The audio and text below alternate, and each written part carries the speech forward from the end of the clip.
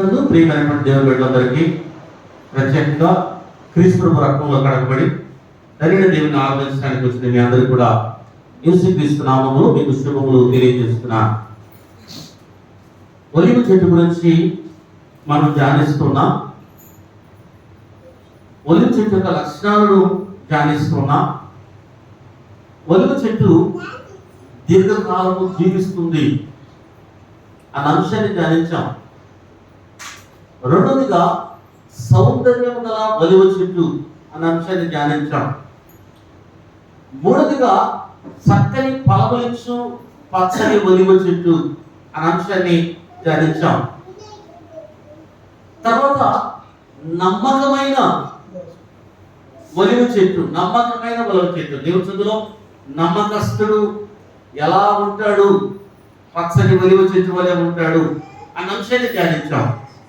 ఈ దినము ఆశీర్వాదకరమైన ఒలివ చెట్టు, ఆశీర్వాదకరమైన ఒలివ చెట్టు అన్న అంశాన్ని ధ్యానించాలని ఆశపడుతున్నాను. మనం చదివిన పాఠ్యభాగంలో 128వ కీర్తన 3వ వచనంలో నీ భోజన బల చుట్టూ నీ పిల్లలు ఒలివ మొక్క వలె ఉందురు. నీ భోజన బల చుట్టూ నీ పిల్లలు ఒలివ మొక్క వలె ఉందురు అనగా మనందరం కూడా గృహంలో భోజనం చేస్తాం. కుటుంబంతో భోజనం చేసినప్పుడు మన పిల్లలు మన భోజనం బల దగ్గర లేకపోతే మన కింద కూర్చున్నా మనం అందరం కూర్చొని భోజనం చేస్తాం. వారిని చూసినప్పుడు మనకు చాలా సంతోషం వస్తుంది. మన పిల్లలు మన భోజనం బల చుట్టూ ఒక చక్కని ఒలివ చెట్టు వలె ఉండాలి, ఉంటే ఎంత ఆశీర్వాదమో. నిజంగా ఈ మాటలు మనం గమనించినట్లయితే ఎవరికి ఆశీర్వాదం ఉంటుంది అంటే, ఎవరి భోజనం బల చుట్టూ వారి పిల్లలు ఒలివ మొక్కలే ఉంటారు అంటే యెహోవా యందు భక్తులైన వారి ఇంట్లో అండి. యెహోవా యందు భక్తులైన వారు, ఈ కీర్తన అంతా కూడా యెహోవా యందు భక్తులైన వారు ఎలాంటి ఆశీర్వాదాలు పొందుతారో అవన్నీ కూడా రాయబడ్డాయి ఈ 128వ కీర్తన. కాబట్టి మన పిల్లలను ఒలివ చెట్టు వలె, ఒలివ మొక్కల వలె మన పిల్లలు ఉంటారు అన్న ఆశీర్వాదము ఎవరికి అంటే యెహోవా యందు భక్తులైన వారికి. దేవుడు యెహోవా యందు భక్తులైన వారికి ఎన్నో ఆశీర్వాదాలు ఇచ్చాడు. మనందరము దేవుని బిడ్డలమే, క్రైస్తవులమే. అయితే దేవుడంటే భయభక్తులు ఎంతమందికి, దేవుడంటే భయం ఎంతమందికి? దేవుడంటే భయపడేవారు దేవుని సన్నిధిని మానరు.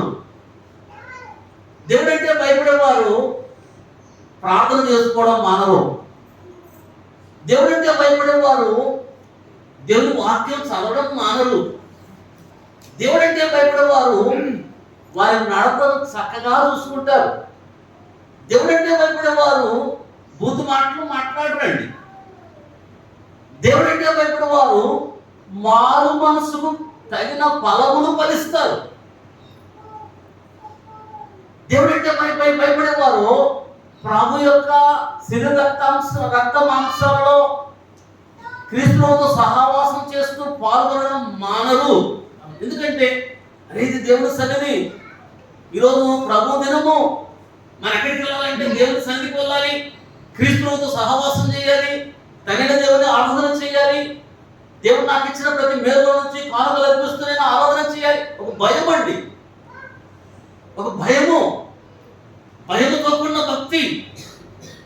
దేవుడంటే భయము. ఎప్పుడైతే దేవుడంటే ఇలాంటి భయభక్తులను చూపిస్తామో దేవుడు నీకు ఆశీర్వాదాలు ఇస్తాడు. నీ భోజన బల్ల చుట్టూ నీ పిల్లలు ఒలివ మొక్కల, నీ లోగిట నీ భార్య ఫలించు ద్రాక్షల వలె నీ ఇంట్లో, నీ లోగిట అంటే నీ ఇంటి లోగిట్లో నీ భార్య ఎలా ఉంటుందంటే గయ్యల్లా ఉంటుందా? కోపగించుకుంటూ ఉంటుందా? ఎప్పుడు కోపంతో ఉంటుందా? కాదండి. ఫలించే ద్రాక్షవల్లి ఎంత అందంగా ఉంటుందో, చూడడానికి ఎంత సౌందర్యంగా ఉంటుందో, నీ భార్య కూడా నీ ఇంట్లో అంతా చక్కగా ఆమె తిరుగుతూ ఉంటుందంట. ఎప్పుడంటే నువ్వు దేవుడంటే భయభక్తులు కలిగి నీ భక్తి భయంతో కూడినగా ఉన్నప్పుడు ఎవరు దేవుని భక్తులు కలిగి ఉంటే ఎలాంటి ఆశీర్వాదాలు పొందుతారు అంటే, చూడండి చక్కని మాటను పరిశుద్ధాత్మ దేవుడు జ్ఞాపకం చేస్తున్నాడని 147వ కీర్తన, అదే కీర్తన గ్రంథము 147వ అధ్యాయం, 147వ అధ్యాయంలో చాలా శ్రేష్టమైన మాట అండి. 147వ అధ్యాయం 11వ వచనంలో గమనించినట్లయితే, తన యందు భయభక్తులు గలవారి యందు తన కృప కొరకు కనిపెట్టు వారి యందు యెహోవా ఆనందించువాడై ఉన్నాడు. దేవుడు ఎవరిని చూసి ఆనందిస్తాడంటే, ఎవరిని బట్టి సంతోషిస్తాడు అంటే చాలా క్లియర్ గా భక్తుడు తెలియజేస్తున్నాడండి.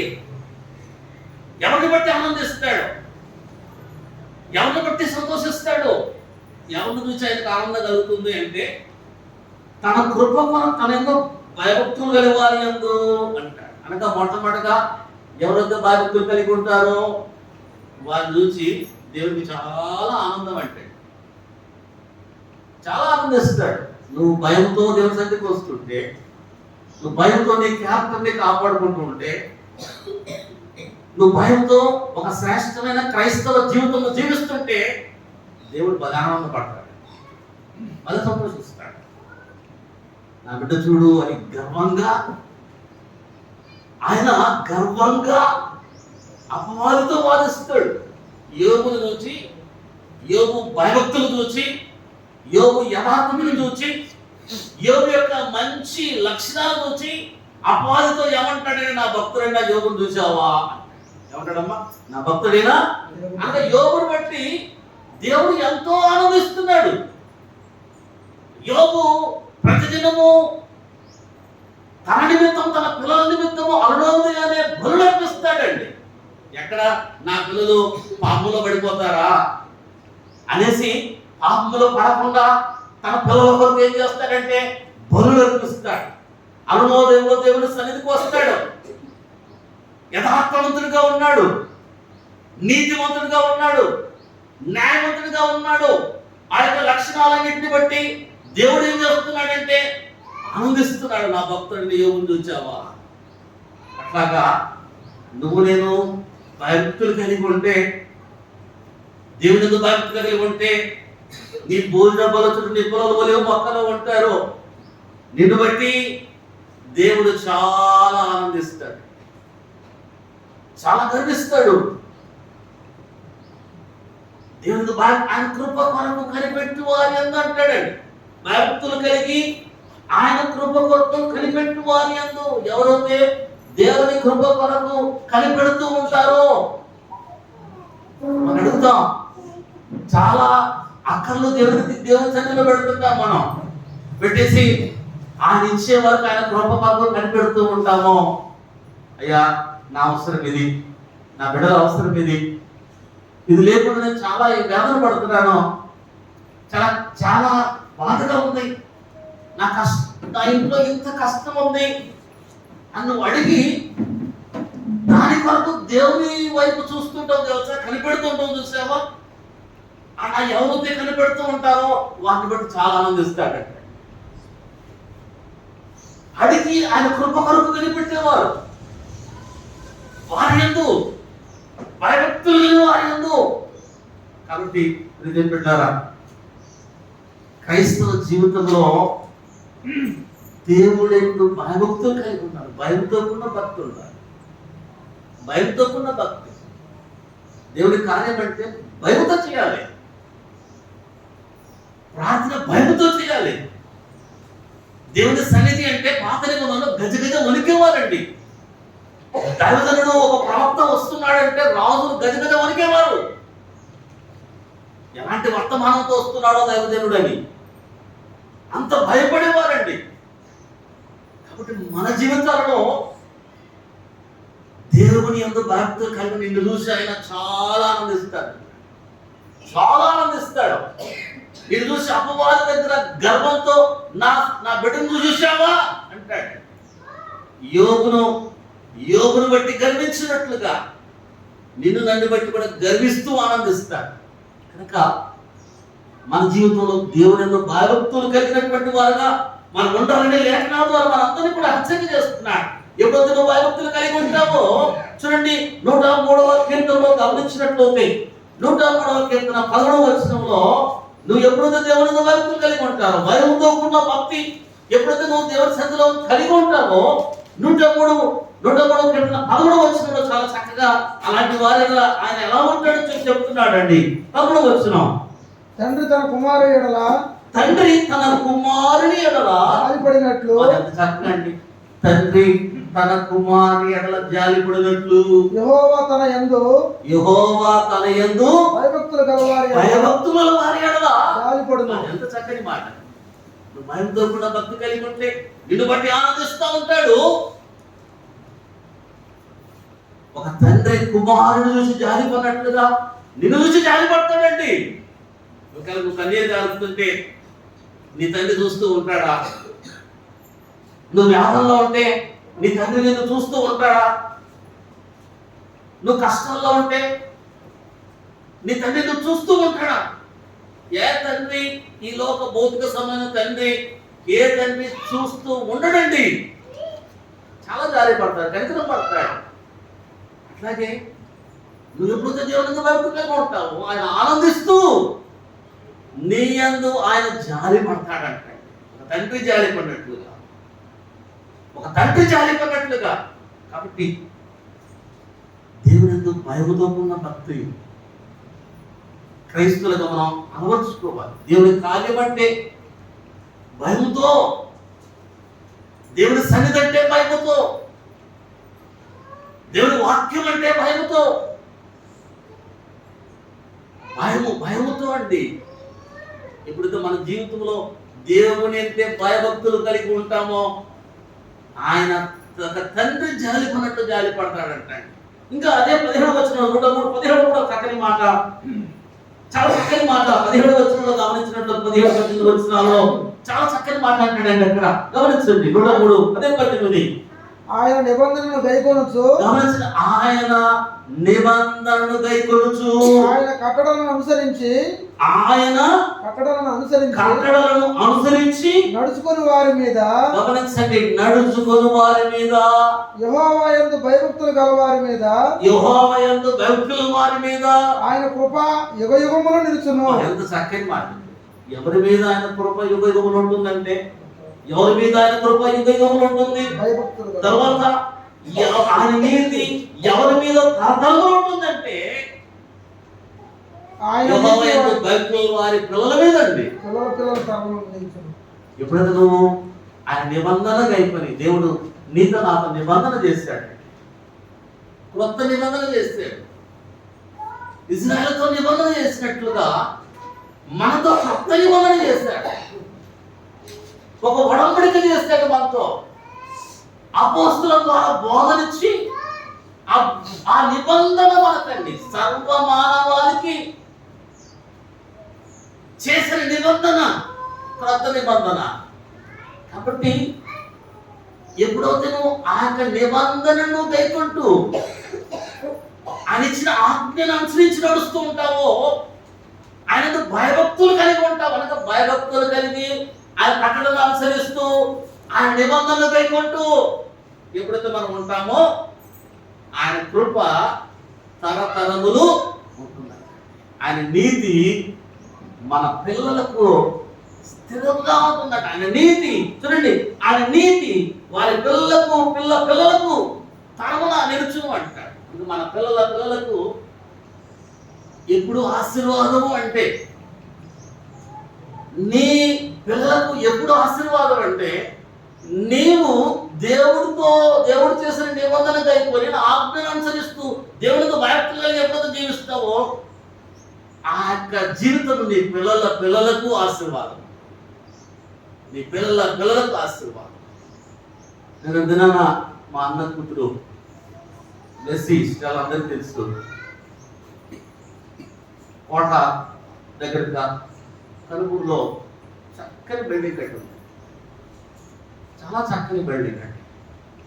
1,40,00,000 పెట్టి 1,40,00,000 ఇక్కడ ఆ ఇంట్లో అయితే వస్తే ఇది లేదు అనే దానికి లేదు, ఇది లేదు అనగా అంత చక్కగా ఆ బిల్డింగ్ కట్టింది. మా అన్న కుమారుడు కిషోర్ అందరికీ తెలుసు, ఇంగ్లాండ్లో ఉన్నాడు. 7వ తేదీ కాదు 11వ తేదీ డిసెంబర్ ఈ నెల 11వ తేదీ ఇంగ్లాండ్లో ఒక చక్కని ఇల్లు కొనుక్కొని గృహప్రవేశం చేశారు. ఆ ఇల్లు 5 కోట్లు పెట్టుకొని ఆ గృహప్రవేశం ఒకే నెలలో అన్న కూతురు అన్న కొడుకు. ఎందుకు జ్ఞాపకం చేస్తున్నానంటే మా అన్న దేవుని అందు చాలా భయభక్తులతో ఉండేవాడు. పిల్లల్ని భయభక్తుల్లో పెంచాడు. భయభక్తుల్లో పెంచి ఆయన ఉన్నప్పుడు చాలా కష్టాలు, చాలా శ్రమలు. అయితే ఆ దేవుని ఎప్పుడైతే భయభక్తులు కలిగి ఉన్నారో ఆ నీతి, దేవుని ఆశీర్వాదమో ఈరోజు పిల్లలకు ఏమి బ్లెస్సింగ్ అండి. నిన్న అన్న కూతురు మాట్లాడుతూ మాకు ఈ భాగ్యము సంపాదించుకున్నట్టు దేవుడు మాకు ఈ భాగ్యము సంపాదించుకునే శక్తిని దేవుడిచ్చాడంటే దేవుడు మాకున్నదంతా దేవుడిచ్చిందే. దేవుడికి మహిమ కలుగును కాక అన్న మాటలు ఎందుకంటే చాలా కనుక దేవుడు ఎంతో భక్తులు కలిగి ఉంటే మనకు ఆశీర్వాదం కాకుండా మన పిల్లలకు ఆశీర్వాదం. ఒకవేళ మనం ఆశీర్వాదం చూడలేకపోవచ్చు, కానీ మన కష్టాలు అనుభవించవచ్చు, కానీ అయితే ఆ నీతి మన పిల్లలకు నీతిమంతుని పిల్లలో విడగొట్టు నేను చూచి ఉండలేదు అంటాడు దావీదు మహారాజు. భిక్ష వెతుకుంటే చూచి ఉండలేదు అంటాడు. నీతిమంతుని పిల్లలు ఎప్పుడు కష్టాలు పడడం నేను చూడలేదు, భిక్ష వెతుకోవడం నేను చూడలేదు. అనేక అనుభవం అంతట్లో కూడా ఎంత చక్కని మాట్లాడతాడు. దేవుని బిడ్డలారా, మన దేవుని బిడ్డలైనా సంతోషమే. క్రీస్తు రక్తంలో కడబడి క్రీస్తు శరీరంలోకి వచ్చాము, సంతోషమే. అయితే మన జీవితం వచ్చామా ఉన్నామా కాదండి. భయము దేవుడు అంటే, దేవుడి కార్యం అంటే భయము, దేవుడి సన్నిధి అంటే భయము, దేవుడి వాక్యం అంటే భయము. నువ్వు నడుస్తున్నప్పుడు, నువ్వు మాట్లాడుతున్నప్పుడు, నువ్వు భక్తిగా జీవిస్తున్నప్పుడు ఎందుకు నువ్వు భయపడుతుంటావో, నేను దేవుని బిడ్డను అనే భయం నీళ్ళు ఎప్పుడుతో ఉంటుందో దేవుడు నీ యందు ఆనందిస్తాడు. ఒక తండ్రి జాలి పడినట్లుగా నీ ఎడల జాలి పడతాడు. ఆయన కృప తరతరములో ఉంటుంది. ఆయన నీతి నీ పిల్లలకు ఉంటుందని ఎంత ఆశీర్వాదకరం, ఎంత ఆశీర్వాదకరం. మన నీతిమంతుడిగా ఉన్నాం, మన కష్టాలు పడుతున్నామని ఎప్పుడు బాధపడతాం. ఎందుకంటే ఆ యొక్క నీతి, ఆ యొక్క భయభక్తుల జీవితము నీ పిల్లలు ఖచ్చితంగా చూస్తారు. అనిరీక్షణతో మనం దేవుడు భయభక్తులు కలిగి ఉండాలని లేఖనాల ద్వారా దేవుడు మనందరూ కూడా హెచ్చరిక చేస్తున్నాడండి. 112వ కీర్తనలో నిజంగా ఎవరైతే దేవుని యందు భయభక్తులు ఉంటారో వారి యొక్క పిల్లల విషయంలో దేవుడు మనకు వాగ్దానం చేస్తున్నాడండి, మనకు మాట చెప్తున్నాడు. 112వ కీర్తన 1-2 వచనాల్లో గమనిస్తే 112:1-2 వచనాలు, యెహోవాను స్తుతించుడి, యెహోవా యందు భయభక్తులు గలవాడు, ఆయన ఆజ్ఞను బట్టి అధికముగా ఆనందించువాడు ధన్యుడు. వారి సంతతి వారి భూమి మీద బలవంతులకు. చక్కని మాట. యెహోవా యందు భయభక్తులు కలిగి ఆయన ఆజ్ఞల యందు ఆనందించువారు అంటాడు. భయభక్తులు కలిగినే కాకుండా దేవుడిచ్చిన ఆజ్ఞలు సంతోషంతో అనుసరించడం, దేవుడిచ్చిన ఆజ్ఞలందు సంతోషించటం. ఎప్పుడైతే ఆనందిస్తూ సంతోషిస్తూ దేవుడితో భక్తి కలిగి ఉంటావో, ఇందాక దేవుడు జ్ఞాపకం చేసి ఆయన కృప తరతరం ఉంటుంది, ఆయన నీతి మన పిల్లలకు ఉంటుంది. ఇప్పుడేమంటాడంటే నీ సంతానము భూమి మీద బలవంతులు అవుతారు. నీ భయభక్తుల జీవితము నీ సంతానము బలంగా ఉండడానికి ఉపయోగపడుతుంది, నీ పిల్లలు బలంగా ఉండడానికి ఉపయోగపడుతుంది. కాబట్టి దేవుని బిడ్డలారా, పచ్చని ఒలివ మొక్కల వలె మన పిల్లలు మన భోజన బల్ల చుట్టూ ఉండడము దేవుని ఆశీర్వాదము. ఎవరికి ఆశీర్వాదము అంటే యెహోవా యందు భక్తి కలిగిన వారికండి. కాబట్టి నువ్వు నేను దేవుని యందు భక్తి కలిగిన జీవితం జీవించాలని లేఖనాల ద్వారా దేవుడు మనందరినీ హెచ్చరిక చేస్తున్నాడు. 140వ కీర్తనలో ఇంకొక మంచి మాటను జ్ఞాపకం చేస్తున్నాడు. 140వ కీర్తన 19వ వచనంలో గమనించినట్లయితే చాలా శ్రేష్టమైన మాటలండి. ఇక్కడ 19వ వచనంలో 140:19 19వ వచనం 19 తనకు మొరపెట్టు వారికి అందరికి, తనకు మొరపెట్టు వారందరికీ, తనకు నిజముగా మొరపెట్టు వారికి అందరికి. చాలా క్లియర్ గా స్పష్టంగా వాక్యం ఉందండి. యెహోవా సమీపంగా మనందరం ఉన్నాడు. ప్రార్థన చేస్తాము, నిజంగా ప్రార్థన చేసేవారు. కొంతమంది పెదవులతో ప్రార్థన చేస్తారు, పెదాలతో దేవుని పొగుడుతారు, పెదవులతో భక్తి గల మాటలు చెప్తారు. నిజంగా వారిలో భక్తి ఉండదండి. చాలా మంది చూస్తూ ఉంటాం. కొంతమంది ఎంత తీయగా చెప్తారు మాటలు. నిజంగా భక్తి పొరవాలంటే ఈమె అనిపిస్తుంది. భక్తి పొరవాలంటే ఈమె ఇంత భక్తి పొరవాలనిపిస్తుంది. అయితే అసలే జీవితంగా నిజంగా గమనిస్తే ఆ భక్తి ఉండదు, పాడదు. కేవలం మాటల వరకే, పెదాల వరకే భక్తి, పెదాల వరకే మాటలు. ఈరోజు అనేక మంది జీవితాలు అట్లే ఉన్నాయండి. ఒక అక్క ఉంది, నాకు తెలిసిన అక్క. ఆమె కూర్చుంటే దేవుని మాటలు ఎంత చక్కగా చెప్తుందంటే అంత చక్కగా చెప్తుంది. గంటలు నేను అక్క దేవుని వాక్యాన్ని మాట్లాడుకునేవాళ్ళం. కలిసినప్పుడు ఏదో ఒక అంశమో అక్క లేవనడుతుంది, నేను దాని గురించి క్లారిఫికేషన్ ఇచ్చి నిజంగా ఎంత భక్తి పూర్ణాలనుకున్నాను. వాస్తవం నేనేదో పైన పని చూస్తాం, ఏమిగో చెప్పేది దేవుని పనికి వచ్చేసాం అది అనండి. నిజంగా ఎంత శ్రేష్ఠ కుటుంబం అనుకున్నా.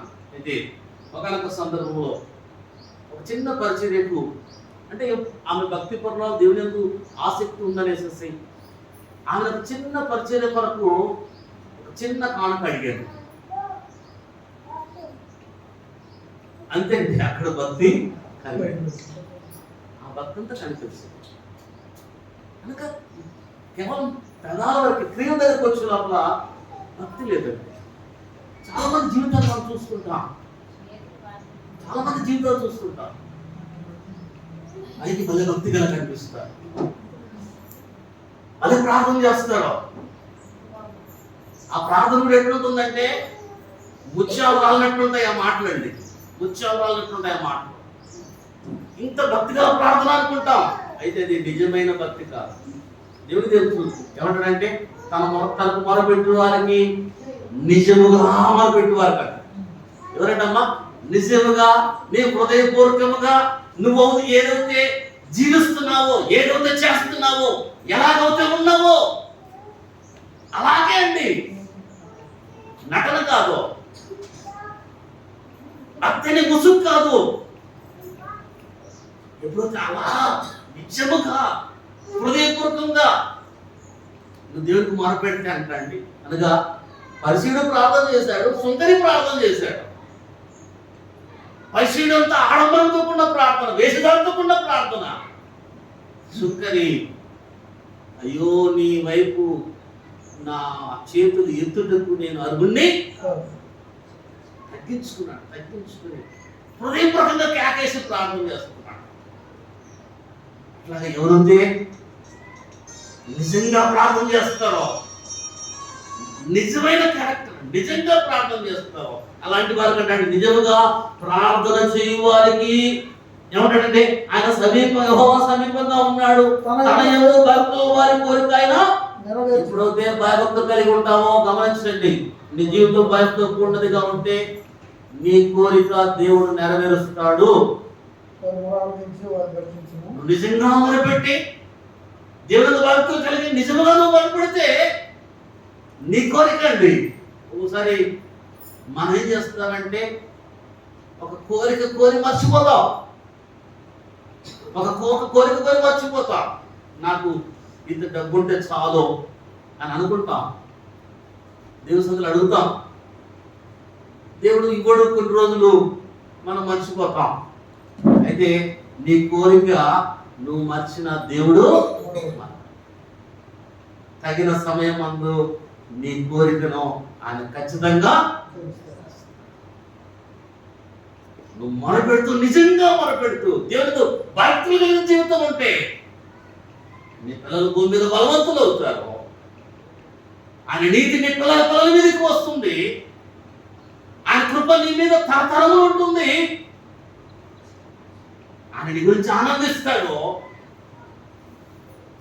నిజంగా ఎంత శ్రేష్టం నీ భోజన బల చుట్టూ నీ పిల్లలు బలి మొక్కలుగా ఉంటారు.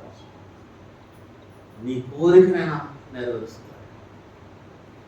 చాలాసార్లు మనం కోరి మర్చిపోయిన దేవుడు మర్చిపోడు. ఫలాని రోజు నా యొక్క బిడ్డ ఈ కోరిక కోరింది. ఒకసారి మనం కూడా మన పిల్లలు కొన్ని కోరికలు కోరుతారు. అప్పుడు మన శక్తి ఉండదు. మనకి ఆ కోరిక తీర్చడానికి మన దగ్గర శక్తి ఉండదు, డబ్బు ఉండదు మన దగ్గర. అయితే మనం మర్చిపోతామా, నా బిడ్డ ఒక కోరిక కోరాడు అనేసి, అది సంవత్సరమైనా, 2 సంవత్సరాలైనా, 3 సంవత్సరాలైనా బిడ్డల కోరికను తల్లిదండ్రులు తీరుస్తారు. పిల్లలకు ఒకసారి మంచి బైక్ అడుగుతారు. తల్లిదండ్రులు చాలా బాధపడతారు, ఎందుకంటే కొంచెం స్థితి లేనప్పుడు. అయితే ఒకనొకటి ఆ స్థితి వస్తే ఖచ్చితంగా పిల్లల కోరికలు తీరుస్తారు.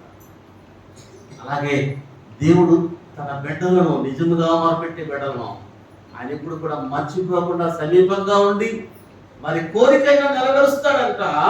వారి మొర ఆలకించి వారిని రక్షిస్తాడు. వారి మొర ఆలకిస్తాడు, వారిని రక్షిస్తాడు. కనుక ప్రజలు పెట్టారా, దేవుని యందు భయభక్తులు కలిగిన జీవితము నటన కాదు, ద్వేషం కాదు, భక్తి అనే ముసుగు కాదు. నిజమైన భయభక్తి కలిగిన జీవితము నువ్వు నేను జీవిస్తే దేవుడు ఎంత చక్కని ఆశీర్వాదాలు మనకు వాగ్దానం చేస్తున్నాడు.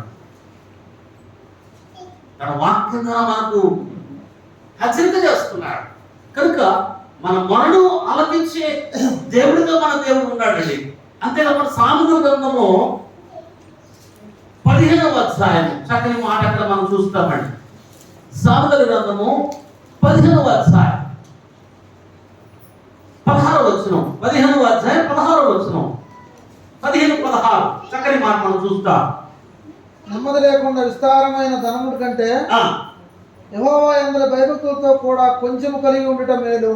నెమ్మది లేకుండా విస్తారమైన ధనము కంటే, ఈరోజు చాలా మంది అనుకుంటారు నాకు డబ్బు లేదు, నాకు మంచి ఇల్లు లేదు, మంచి నగలు లేదు, మంచి బట్టలు లేవు అని చాలా మంది బాధపడుతుంటారు. అయితే నెమ్మది లేకుండా విస్తారమైన ధనం ఉండడం కంటే అంటాడండి. విస్తారమైన ధనం ఉండి సమాధానం లేకుండా ఉంటే, శాంతి లేకుండా ఉంటే, నెమ్మది లేకుంటే ఏం ప్రయోజనము? డబ్బు చాలా ఉంటుంది, నెమ్మది ఉండదు. హృదయంలో నెమ్మది ఉండదు, కుటుంబంలో నెమ్మది ఉండదు, చేస్తున్న పనిలో కూడా నెమ్మది ఉండదు, ప్రయోజనం లేదు. అందుకే అంటాడు చాలా డబ్బు ఉంటే నెమ్మది లేదు, ప్రయోజనం లేదు. అందులో కూడా యెహోవా యందు భక్తులు కలిగి కొంచెం ఉంటే, దేవుని యందు భక్తులు కలిగి ఎంత పేదరికమైనా అది ఆశీర్వాదం అండి. దేవుని కలిగి ఉండడం ఆశీర్వాదం. ఎంత కష్టాలు అయినా, ఎంత శ్రమలు అయినా అది మేలంటున్నాడు. డబ్బు ఉండడం కాదండి, డబ్బు ఉండడం కాదు. డబ్బు ఉండి నెమ్మది లేకుండా ఉండేదానికన్నా దేవుని భక్తులైన జీవితం జీవిస్తూ కొంచెం కలిగి ఉన్నా, సమాధానంగా ఉన్నా అది ఎంత బాగుంటుందండి. సమాధానంగా, సంతోషంగా. చాలా కుటుంబాలు, దేవుని నమ్మిన కుటుంబాలు మనం చూస్తుంటాం. ఏమి లేకపోయినా పేదరికంలో కూడా చాలా సంతోషిస్తుంటారు. ఒక చిన్న ఇల్లు, చక్కని భార్య, పిల్లలు దేవుని సన్నిధికి వస్తూ తమ కష్టాన్ని అనుభవిస్తూ ఎంత సంతోషంగా ఉంటారండి, నెమ్మదిగా ఉంటారు. చాలా అంటాడండి దేవుడు. దేవుని మీద భక్తి కలిగి కొంచెం ఉన్నా చాలా శ్రేష్టమైన సత్యాన్ని దేవుడు జ్ఞాపకం చేస్తున్నాడు. తర్వాత ఇప్పుడు యెహోవా యందు భక్తి కలిగి ఉంటారో, యెహోవా యందు భక్తి కలిగి ఉంటే జ్ఞానమునకు మూలము అంటాడు. యోబు గ్రంథకర్త కూడా ఆ మాటే అంటాడు 28:8. జ్ఞానం కావాలంటే దేవుని భయపడాలి. చాలా మంది నాకు చదువు లేదు, ఎంత చదివినా గుర్తు రాదు, ఎంత చదివినా జ్ఞాపశక్తి లేదు, నేను ఫెయిల్ అవుతున్నాను, ఇలాగ చాలా మంది బాధపడుతుంటారు. అయితే నీకు జ్ఞానం కావాలంటే నువ్వు చేయాల్సిన పని అంటే దేవునితో భక్తులు కలిగి ఆయన నిబంధనలు కైకొని ఆయన కట్టడం అనుసరించి నడుస్తూ ఉంటే బోధకులకు మించిన జ్ఞానం దేవుడు నీకు, బోధకులకు మించిన జ్ఞానం, నీకు బోధ చేసే టీచర్స్ కి మించిన జ్ఞానం, నీకు వాక్యం చెప్పే నీ దైవ సేవకుడి కన్నా ఎక్కువ జ్ఞానాన్ని దేవుడు మనకి ఇస్తాడండి. ఎప్పుడంటే దేవుని భక్తులు కలిగిన దేవుడు వాక్యాన్ని అనుసరించి నడువు, ఆ నిబంధనను గైకును, ఆయన కట్టడలను లోబడు, అనుసరించి నడువు, బోధకులకు మించిన జ్ఞానాన్ని దేవుడు మనకి ఇస్తాడు. కాబట్టి దొరుకుతారా ఈ ప్రభు దినంలో దేవుడు మనందరూ కూడా జ్ఞాపకం చేస్తున్నాడు. మన పిల్లలు మన భోజన బల చుట్టూ ఒలివ మొక్కలు ఉండడం అది ఆశీర్వాదం. అలాంటి ఆశీర్వాదాలు ఎవరికి అంటే దేవుని భక్తుల వారికి. అయితే మనందరం కూడా దేవుని భక్తులు ఉందాం. దేవుని భక్తులు ఉంటాము, నిన్ను బట్టి ఆయన ఆనందిస్తాడు, నీ వరాలకి ఇస్తాడు, నీ కోరిక నెరవేరుస్తాడు, నీ పిల్లలు భూమి మీద బలవంతులు అవుతారు, ఆయన కృప నీ మీద ఉంటుంది, నీకు కావాల్సిన జ్ఞానాన్ని ఇస్తాడు. అంతేకాకుండా భూమి మీద మనకు కావాల్సింది ఏంటంటే చక్కగా భోజనం చేస్తూ అన్నపానము కలిగి తృప్తిగా ఉండడం. అన్నపానములు అన్నపానములు భుజిస్తూ తృప్తిగా ఉండడం నిజమైన ఆశీర్వాదం. అన్నీ ఉండి తృప్తి లేని జీవితం, తెల్లని స్థితి. కాబట్టి అలాంటి చక్కని దేవుని దైవమైన జీవితం జీవిస్తే నీ పిల్లలు నీ భోజన ఫల చుట్టూ ఆశీర్వదించబడిన ఒలివ మొక్క వలె ఉంటారు, ఆశీర్వదించబడినటువంటి ఒలివ మొక్క వలె. కాబట్టి మనం అలా ఉండాలని దేవుడు మనల్ని కోరుతున్నాడు. మాట మన వీటిలో దీని గురించి ఫలింపచేయాలి.